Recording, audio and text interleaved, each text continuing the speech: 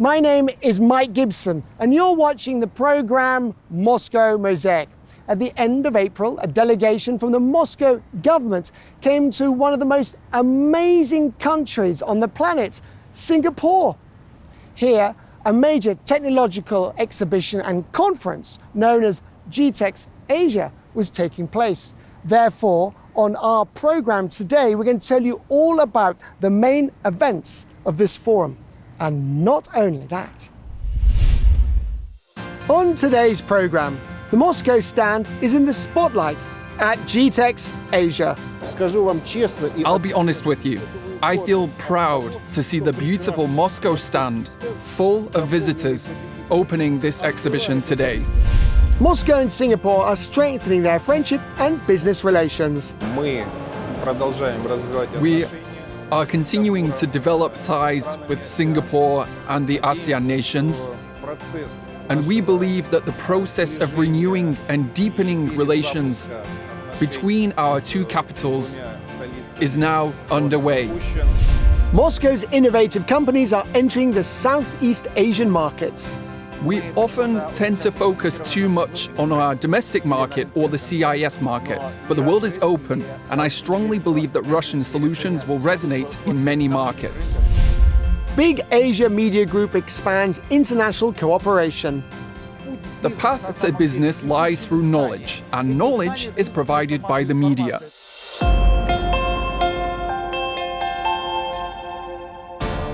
Singapore is a city-state separated from the Malay Peninsula by the Johor Strait, situated across 63 islands, located lying less than 150 kilometers north of the equator.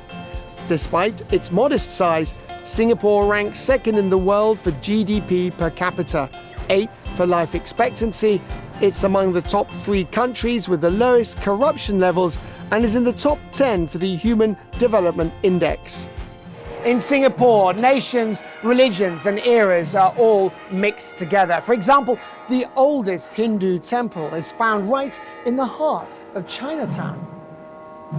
Chinatown, located in the central district of Singapore, is one of the most historically and culturally significant areas of the city. Initially, it was a place of residence, trade, and social interaction for Chinese immigrants. Over time, the district transformed into a vibrant center known not only for its bustling streets, but also for its temples. Among them is the Sri Mariamman Temple, founded in 1827, 8 years after the British began to colonize Singapore.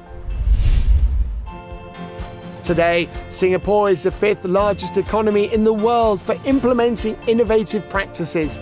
The country is also a global leader in digital governance, ranking first in the Asia-Pacific region. In December 2023, the Singaporean government released an updated version of the National Artificial Intelligence Strategy. Over the next 4 years, more than 1 billion Singapore dollars will be allocated towards developing the local AI industry. These innovations further strengthen the city-state's position as a leading technological hub in the region, making it highly attractive to investors.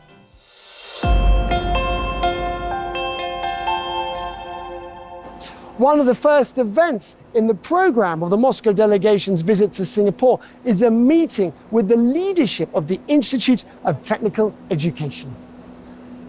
The institute consists of 3 colleges and offers education in fields such as design and media, business, electronics, infocom technology, and engineering.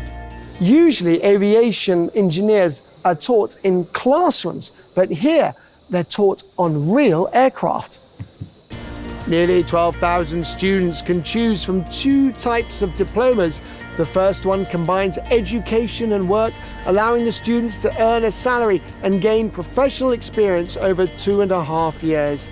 The second one offers full courses in partnership with prestigious international universities, lasting 2 to 2.5 years. The Institute of Technical Education places emphasis on practical training. The rooms are equipped with specialized workshops, educational models, and simulators, creating conditions that maximally resemble real-life work.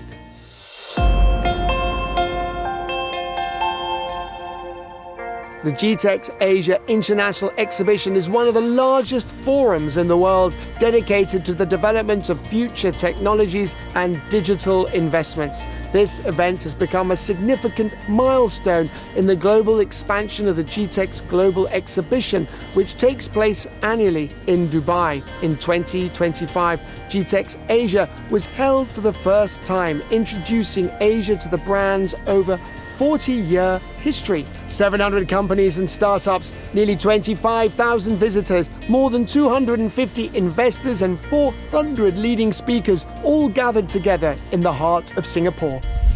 The opening ceremony of this forum is taking place right now in this hall.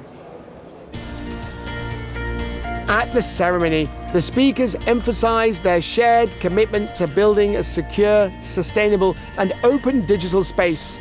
Regardless of geopolitical challenges and rapid technological changes, the future depends on collective efforts. GITEX Asia is envisioned not just as another forum, but a tangible platform for global collaboration. Its core mission is to bridge nations and businesses, advancing international partnerships in the tech sphere. Of course, we couldn't miss the opening of the Moscow stand. At such global exhibitions, the Russian capital traditionally stands out from all the other stands. It is bright, technological, and always attracting the attention of many visitors. The opening ceremony of the stand was attended by members of the Moscow delegation led by Sergei Cheromin, Minister of the Moscow government, alongside Nikolai Kudashev, Ambassador Extraordinary and Plenipotentiary of the Russian Federation to the Republic of Singapore, as well as the forum organizers. I'll be honest with you. I feel proud to see the beautiful Moscow stand, full of visitors, opening this exhibition here today. And the first thing the viewers encounter is the stand of our beloved and cherished capital. Moscow boasts many fascinating innovations in AI, big data, quantum computing, urban transport management, and much, much more. Singapore, too, is rich in ideas and breakthroughs. This symbiosis, this synthesis, elevates international cooperation to an entirely new, productive, and results-driven level, overturning attempts to halt it, dismantling sanction-based colonial and neo-colonial practices. We see this cooperation as one aligned with our vision of regional development, of a greater Eurasian partnership, uniting platforms like the SCO, ASEAN, and EAEU as an economic foundation, and a new formula for equal and indivisible Eurasian security. This would remove all obstacles and pave the way for productive, effective collaboration in this dynamic part of the world, which is advancing at an unparalleled pace. The Moscow exhibit featured leading capital-based companies and research educational organizations specializing in video analytics, artificial intelligence, and urban security. Among them was the startup 5Gen, offering innovative urban environment monitoring systems. We at 5Gen develop solutions for smart cities. When building a smart city, the first step we discuss is creating a video surveillance system capable of integrating all the city's cameras. The second step involves adding video analytics to these cameras to make surveillance more effective. Now, once these two stages are complete, at the third stage, we realize that stationary cameras cannot cover everything. And that's when we start talking about mobile streaming sources. These could be phones, drones, or dashcams. And all of this enables video surveillance in areas where it would be difficult to implement using stationary cameras. The Moscow stand also featured solutions by Reputation House, a company that analyzes open source data to provide clients with strategies for enhancing their image. We've already launched 3 IT solutions that we brought here to showcase to Singapore and the Southeast Asian markets. Our goal is to gather initial feedback, find potential partners, and first users for this platform. I firmly believe that Russia has many outstanding entrepreneurs whose full potential hasn't been realized yet. We often tend to focus too much on our domestic market or the CIS market, but the world is open, and I strongly believe that Russian solutions will resonate in many markets. The Moscow Aviation Institute presented its educational initiatives for Southeast Asia at the capital's exhibition stand. MAI is Russia's leading technological university, and we are not just about aviation or aircraft manufacturing. We are a major polytechnic university. While aerospace remains our primary focus, we cover all engineering disciplines. As I mentioned, Russian education is highly sought after, especially in the field of aerospace. Look at our achievements. MAI has produced 30 astronauts, the second highest number among universities worldwide.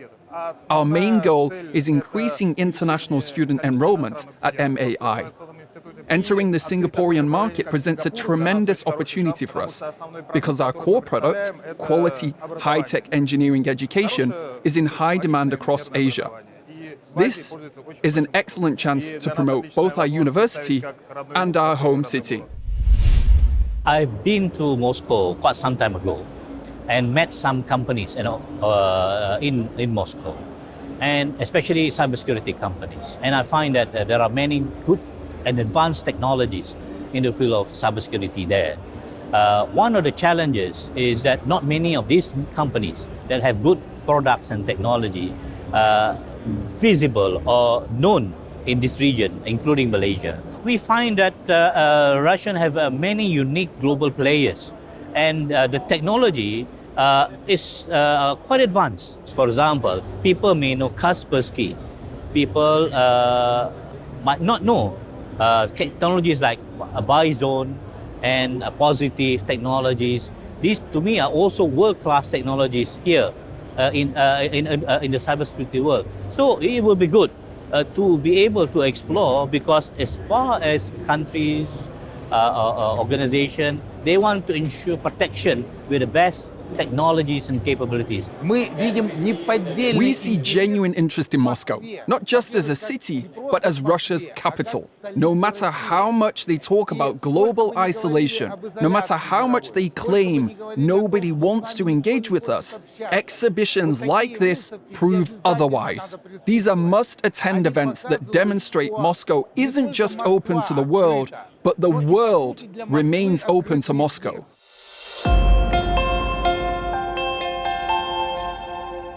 The 10th Russian-Singapore Business Dialogue was one of the central events in the programme of the Moscow delegation's visit to Singapore.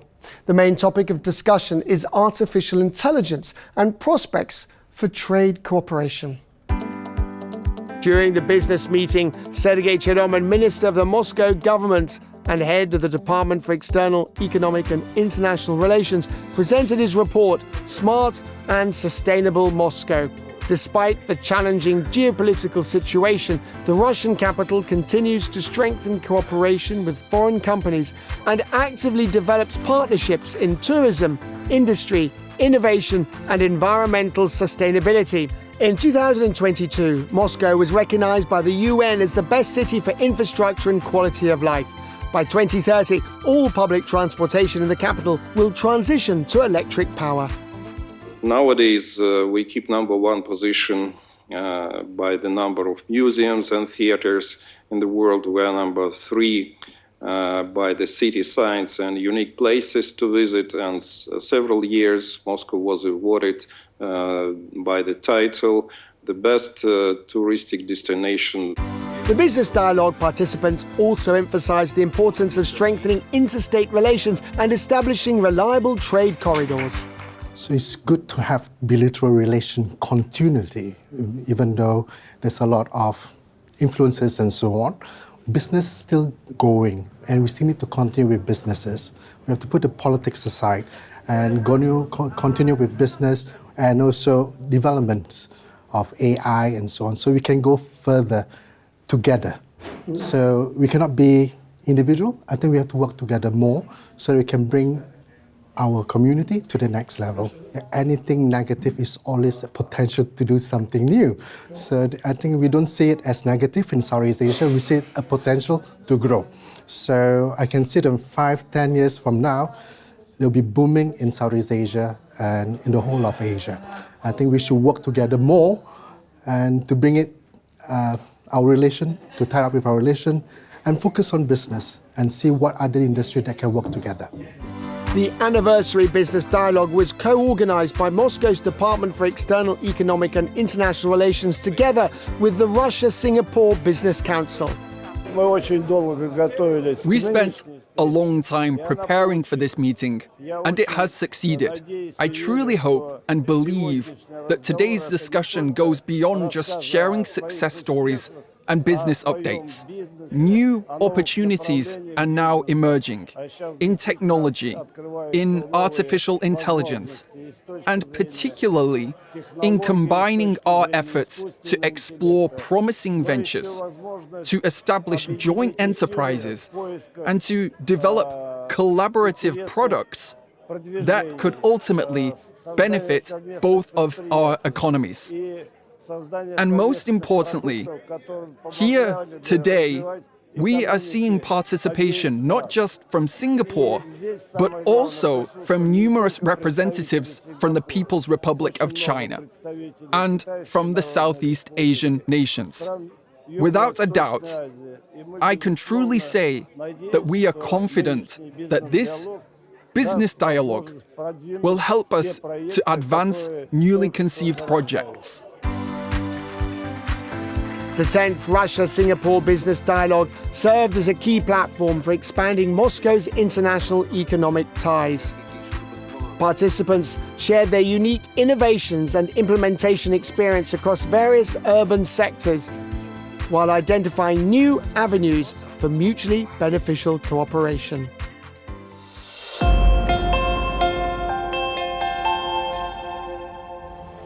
One of the highlights on day 2 of GITEX Asia was the session Building the City of 2035, featuring Moscow Government Minister Sergei Cheromyn.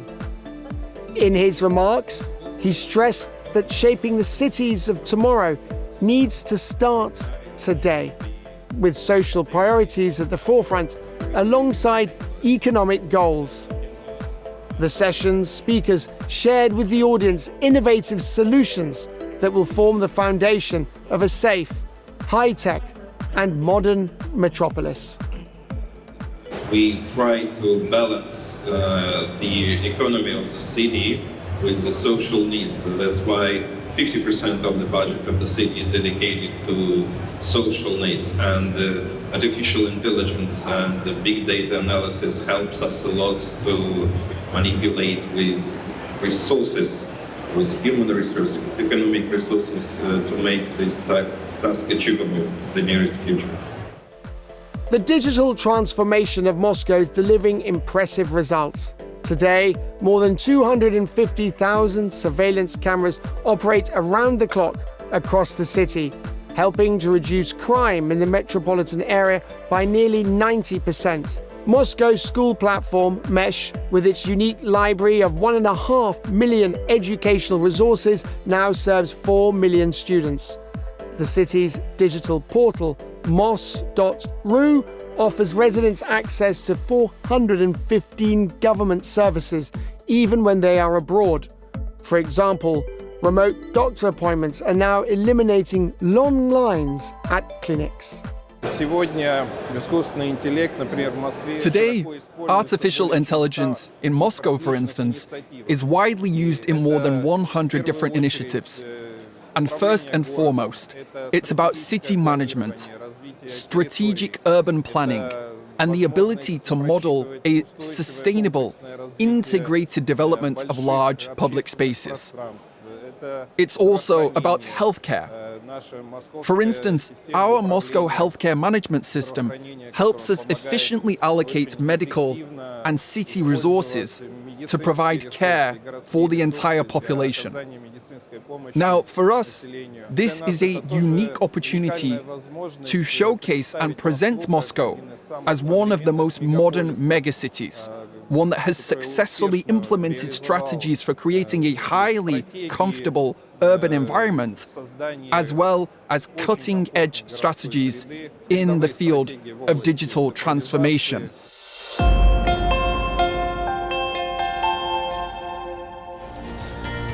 The Moscow government's visit to Singapore went beyond just taking part in GITEX Asia.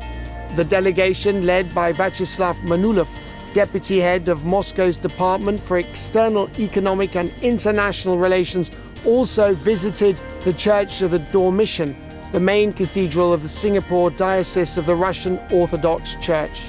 This parish was established by the Holy Synod of the Russian Orthodox Church on October 12, 2007.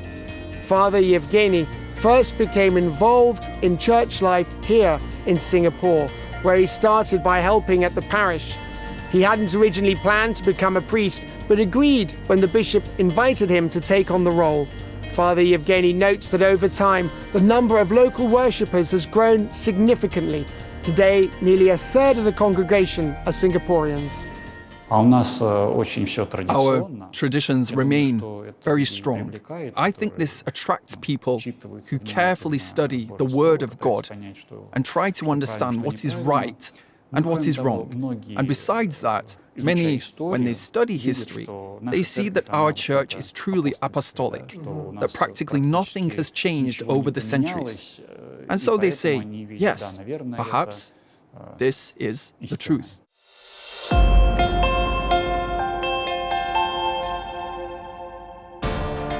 As part of expanding international media cooperation, Alexander Lebedev, CEO of the Big Asia Media Group, visited the editorial office of Fortune Times magazine.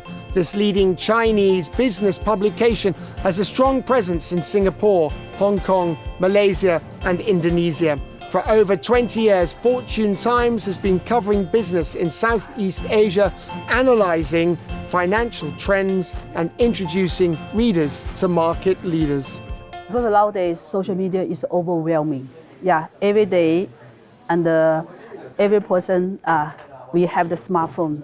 So the digital social media is become part of our lifestyle. What we need is only the trust information. So how to select the trust information? I think for the traditional media or the media with journalism is more important than before.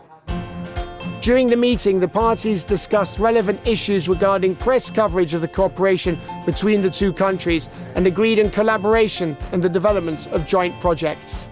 We need to build trust. Money is important, but it's not the primary driver. As soon as money becomes the only topic of conversation, you never get that feeling of trust and friendship. The path to business lies through knowledge, and knowledge is provided by the media. It's about history, culture, tradition, and when trust is established, that's when business starts to thrive. This perhaps is the main theme of our communication, not only with the media, but with representatives of the humanitarian sphere in general.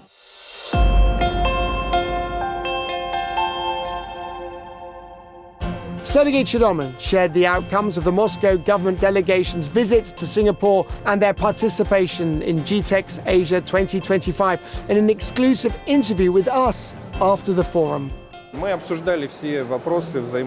We discussed all aspects of re-engaging and strengthening cooperation with Singapore, because we are two megacities actively working in areas of digital transformation and creating comfortable urban environments. That's why I believe this trip was highly productive and successful for us. We are continuing to develop ties with Singapore and the ASEAN nations, and we believe that the process of renewing and deepening relations between our two capitals is now underway. We invited our Singaporean colleagues to explore Moscow's innovative facilities and attend our international forums, which are currently enjoying tremendous success. I am truly delighted that we had a very engaging discussion with the Singaporean companies, and I am confident that these initiatives will lead to entirely new collaborative projects in the future. the visit of the Moscow government to this city-state has come to an end, and we will tell you all about future developments of bilateral relations between Russia and Singapore in our next programs. I'm Mike Gibson, and you've been watching the program Moscow Mosaic. See you next time. Bye.